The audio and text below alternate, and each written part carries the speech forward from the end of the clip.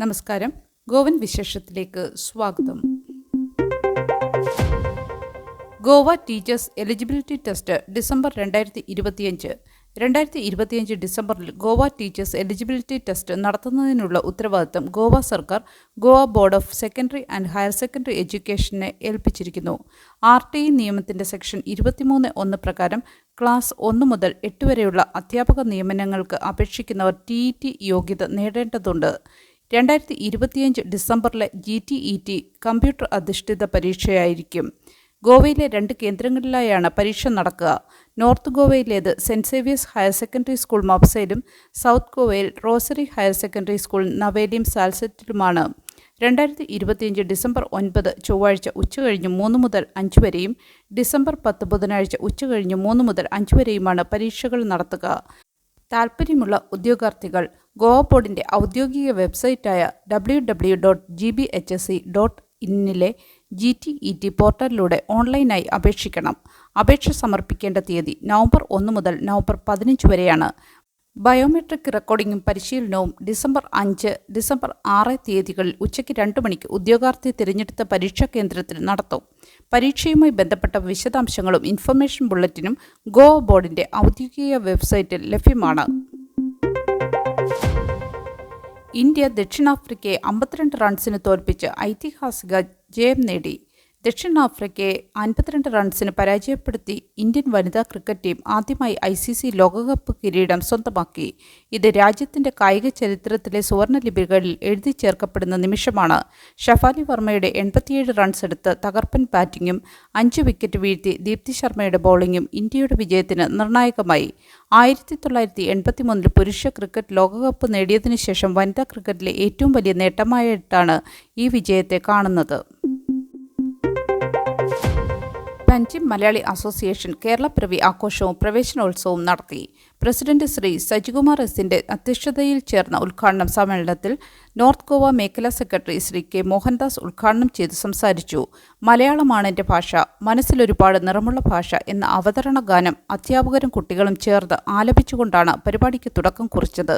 പഠന കേന്ദ്രം coordinator Shri Johnson പള്ളം പഠന കേന്ദ്രത്തിൻ്റെ 1 വർഷത്തെ പ്രവർത്തക റിപ്പോർട്ട് അവതരിപ്പിക്കുകയും secretary Shri J. Suchitradas, joint secretary Shri VB Sathyan എന്നിവർ ആശംസകളും നേർന്നു. മുഖ്യ അതിഥിയുടെ ഉദ്ഘാടന പ്രസംഗത്തോടൊപ്പം ഭാഷാപ്രതിജ്ഞയും ചൊല്ലിക്കൊടുത്തു. പഠന കേന്ദ്രത്തിൽ പുതുതായി എത്തിയ കുട്ടികൾക്ക് മുഖ്യ അതിഥി ആദ്യാക്ഷരം കുറിപ്പിച്ചു. കണിക്കൊന്ന, സൂര്യകാന്തി കോഴ്സുകൾ പാസ്സായ കുട്ടികളുടെ സർട്ടിഫിക്കറ്റ് വിതരണവും നടന്നു.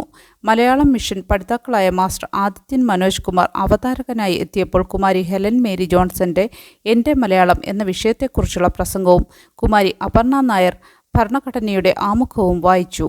പുതുതായി എത്തിയ കുട്ടികൾക്ക് പ്രസിഡന്റ് പുസ്തക വിതരണവും നടത്തി. അധ്യാപികയായ ശ്രീമതി ഷീബ മനോജിൻ്റെ നന്ദി പ്രകാശനത്തോടെ പരിപാടികൾക്ക് പരിസമാപ്തിയായി.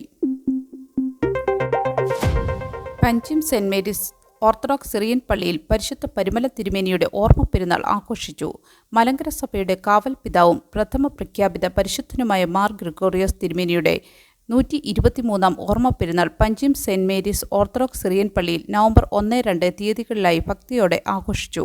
ഇടവക വികാരി റവറൻഡ് ഫാദർ എബ്രഹാം തോമസ് പെരുന്നാൾ ചടങ്ങുകൾക്ക് മുഖ്യ കാർമ്മികത്വം വഹിച്ചു. ശനിയാഴ്ച വൈകുന്നേരം 5:50 കൊടിയുയർത്തലും 6 മണിക്ക് സന്ധ്യാപ്രാർത്ഥനയും നടന്നു. ഞായറാഴ്ച രാവിലെ നടന്ന പ്രഭാത നമസ്കാരത്തിനും വിശുദ്ധ കുർബാനയ്ക്കും ശേഷം പ്രദക്ഷിണം, ആശീർവാദം, നേർച്ചവിളമ്പ് എന്നിവ നടന്നു. 160-ലധികം വിശ്വാസികൾ പരിശുദ്ധൻ്റെ ഓർമ്മ പെരുന്നാളിൽ പങ്കെടുത്തു. ഗോവയിൽ വിനോദസഞ്ചാരികൾക്കെതിരായ അതിക്രമങ്ങളിൽ കർശന നടപടി. ടൂറിസം മേഖലയുമായി ചർച്ചകൾ നടത്തും. വാഗത്തൂറിലെ റോമിയോ ലൈൻ നൈറ്റ് ക്ലബ്ബിൽ വിനോദസഞ്ചാരികൾക്ക് നേരെ നടന്ന അതിക്രമത്തെ തുടർന്ന് അനാഥരോടെ പെരുമാറുന്ന ടൂറിസ്റ്റുകളെ നിയമപരമായും സുരക്ഷിതമായും കൈകാര്യം ചെയ്യുന്നതിനുള്ള നടപടികൾ ചർച്ച ചെയ്യാൻ ഗോവ പോലീസ് ടൂറിസം മേഖലയിലെ പങ്കാളികളുമായി കൂടിക്കാഴ്ച നടത്തും.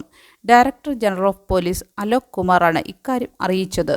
നിയമലംഘനങ്ങൾക്കെതിരെ കർശന നടപടിയുണ്ടാകുമെന്നും അദ്ദേഹം വ്യക്തമാക്കി. ടൂറിസ്റ്റ് സീസൺ ആരംഭിക്കുന്നതിന് മുമ്പ് നിയമങ്ങളും മാർഗനിർദ്ദേശങ്ങളും ഹോട്ടൽ, ക്ലബ് മാനേജർമാർക്ക് വിശദീകരിക്കും. വാടക കാറുകളുടെ മോഷണവും വാഹനം മറ്റു സംസ്ഥാനങ്ങളിലേക്ക് നീങ്ങുന്നത് നിരീക്ഷിക്കുക, ക്രിമിനൽ പ്രവർത്തനങ്ങളെക്കുറിച്ചുള്ള അന്വേഷണങ്ങൾ, പോലീസ് വകുപ്പിലെ കുറ്റകൃത്യങ്ങളിൽ ഏർപ്പെട്ട ഉദ്യോഗസ്ഥർക്കെതിരെയുള്ള നടപടികൾ എന്നിവയെക്കുറിച്ചും DGP സംസാരിച്ചു. കഴിഞ്ഞ സീസണിൽ 2 ടൂറിസ്റ്റുകളാണ് ഗോവയിൽ ഷാക്കുകളിൽ ഉണ്ടായ വഴക്കിനെ തുടർന്ന് കൊല്ലപ്പെട്ടത്. ഒരു യുപിക്കാരനെ റെന്റേ കാർ മോഷ്ടിച്ചെന്ന് ആരോപിച്ച് കാർ ഉടമ കൊലപ്പെടുത്തുകയും ചെയ്തിരുന്നു. ഈ സീസണിൽ ഇത്തരത്തിലൊന്നും സംഭവിക്കാതിരിക്കാനാണ് പോലീസും ടൂറിസം ഡിപ്പാർട്ട്മെന്റും ശ്രമിക്കുന്നത്.